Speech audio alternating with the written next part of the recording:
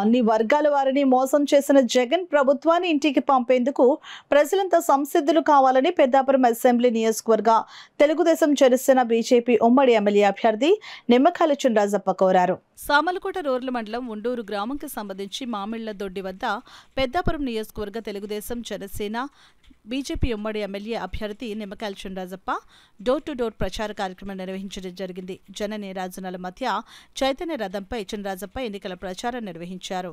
ఈ కార్యక్రమంలో నిమ్మకాయల చినరాజప్ప మాట్లాడుతూ దోపిడీదారులను ఇంటికి సాగనంపేందుకు ప్రజలు సంసిద్ధులు కావాలని సూచించారు. హామీలను అడ్డుపెట్టుకుని అధికారం చేపట్టిన జగన్ సర్కార్ 5 ఏళ్లు పూర్తి కావస్తున్నా వాటిపై దృష్టి సారించక 85% హామీలను తొంగలో తొక్కారని పెద్దాపురం నియోజకవర్గ టీడీపీ అభ్యర్థి రాజప్ప చెప్పారు. మద్య నిషేధం చేసి ఓట్లు అడుగుతానన్న జగన్ ఆ హామీని ఎందుకు నెరవేర్చలేదో చెప్పాలని ప్రశ్నించారు. కరెంటు ఛార్జీలు తగ్గిస్తామని ఇచ్చిన హామీ అటుంచితే 9 సార్లు ఛార్జీలు పెంచి ప్రజలకు షాక్ కొట్టేలా చేశారని అన్నారు. 2.30 లక్షల ఉద్యోగాలు ఇప్పిస్తామని నిరుద్యోగులను మోసం చేయడమే కాకుండా మెగా డిఎస్సీ అని దాన్ని దగా డిఎస్సీగా మార్చారని దుయ్యబట్టారు. ఇసుక విధానాన్ని మారుస్తామని చెప్పి ఇసుకను అక్రమంగా దోచుకున్నారని ఆరోపించారు.